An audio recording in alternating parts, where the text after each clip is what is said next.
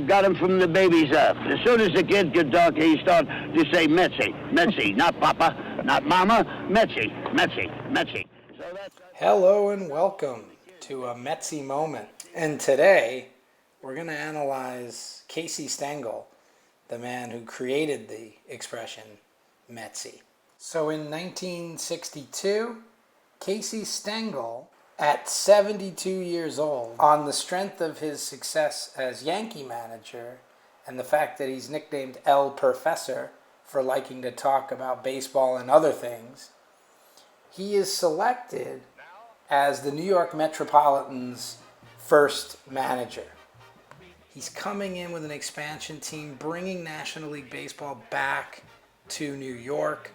And the Mets are instantly lovable losers, and Casey plays into that, creates that, and is all about the showmanship and the attendance, really, in those first years. And so at the very origin of the franchise, the Mets are already branded lovable losers, and that's a hard reputation to shake.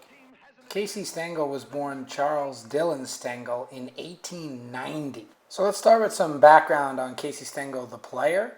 He was a left-handed hitting right fielder with over 4,000 plate appearances, 284 lifetime average, and you can see the different teams that he played for and who he managed. Casey Stengel really has his best years in the 1920s, plays for the John McGraw Giants, plays against the Babe Ruth Yankees, defeating them in the 1922 series in which Babe Ruth only hit 118, and then losing in the 1923 series, Casey hitting over 400 in both World Series. Casey hit 2 home runs to lead the Giants in the 23 series and had over 1,200 hits in his major league career. So he was a solid ball player, but it's the managing that makes him famous, and you can hear him discussing some of his stories about Ruth during his Hall of Fame induction speech in 1966. When you go into a Hall of Fame, that you got time enough to come here and remember the notables, like the ones that passed away. I chased the balls Babe Ruth hit. We couldn't play on Sunday the Sabbath. That was the preacher's day. He had to collect. And nowadays, we are playing on Sunday, and we played in Baltimore at a racetrack. And I saw Mr. Ruth when he was a pitcher, come up to home plate and he hit the ball over my head in right field. Wilbur Robinson at that time wanted to do great, who was a great manager, was over at Brooklyn, and in the meantime he said, "You'd think you'd know enough to play back on a man that swings like that." And I said, "Who's Babe Ruth?" He'd just come out of that school. So the next time he come up, this is inside a racetrack, I went back 50 feet and yelled over to High Myers in center. I said, "Do you think Mr. Robinson thinks I'm back far enough down?" And he says, "Yes." And then he hit another one over my head. So the old professor, true to form, had the longest speech at the Hall of Fame that day. And make no mistake about it, Casey Stengel is elected to the Hall of Fame as a manager, and he's elected to the Hall of Fame on the strength of his 12-year tenure as skipper of the Yankees, 5 consecutive world championships, which is a record, and in a 10-year stretch under Stengel, the Yankees played in 9 World Series and won 7 of them. So there's your Hall of Fame and Casey Stengel's reputation made. And that's why it's such a great choice by the Mets, with a New York baseball managerial legend, and he's going to lead our franchise into its inaugural season. And so it's awesome because Casey's funny and talkative, and he gets everybody out to the ballpark, and he's trying to get Mets stuck in your head. Metsy, Metsy, Metsy. But he's also, at this point of his career, not going to go to 9 World Series in 10 years with this club. In fact, his winning percentage will take a huge hit in the years he's with the Mets.